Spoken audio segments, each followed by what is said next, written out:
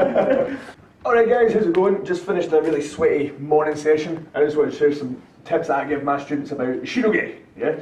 So all I talk about just now is just building it up from the building blocks up, and then how to use it in sort of kumite fashion. Yeah? So the first thing about Ushiro Geri is back kick. Yeah? So when you're training this kick from the get-go, you don't want to focus too much on the spin. You want to focus on getting your power going in a straight line. Yeah?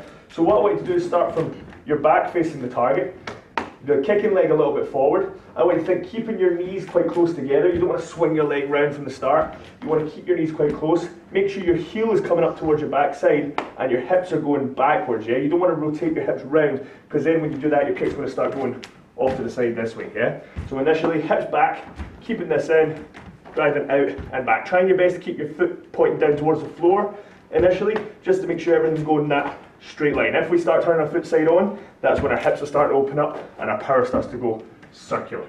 Okay? Second thing is, once you get that, guys, is this spin. When I spin with a Ushiro Geri, when I'm training, I try and avoid moving my foot across. I want my, when I'm building up to this kick, keeping it as pure as possible. So I'm sending my heel in towards the target, sending my hips round. From there, getting that same start position that we were just in to drive straight back. So from here, heel forward, hips rotate in, driving straight back. This go. So another important, guys, is recovery. So when I'm kicking, I don't want to be leaning and breaking my posture. It makes it very difficult to recover from the kick. I want to try and keep my posture not upright, because then you're going to put a lot of stress on your back. Yeah, a little bit of a lean, but I want to be able to recover. So I'm not leaning forward in order to get my leg up. I'm still squeezing my glutes as tight as I can to drive that kick out. So you want to really feel your glutes working as you drive this kick in. When I'm rotating round and driving, I want to be able to snap my knee back in before I land, yeah? When I'm turning around driving, keep that good posture, snap your knee back in before you land. So if I don't have a target, I'm still keeping that good form. Now you kikiash, recover, move it down. There's nothing worse than seeing a kick stay out too long and sort of swing around this way, yeah?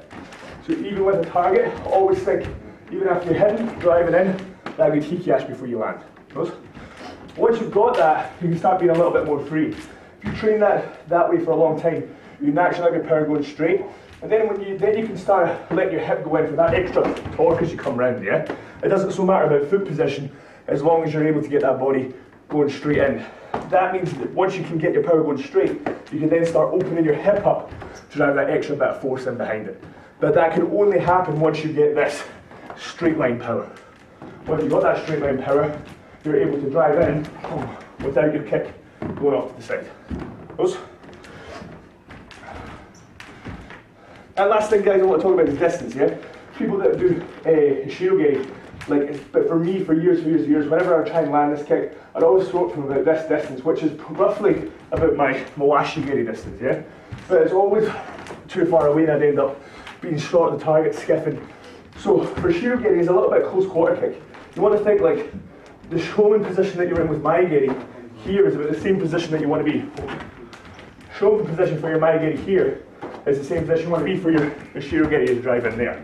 So I want to be able to sort of touch, be able to lean in, touch that shoulder. That's the distance I want to be in to get this kick in, yeah? You don't want to kick from too far away. You always want to, like, the same way boxers feel the distance with a jab or a punch. I want to be able to feel my hand being just in front of AJ Sensei's face before I drive that kick in. Hopefully that helps, guys, yeah?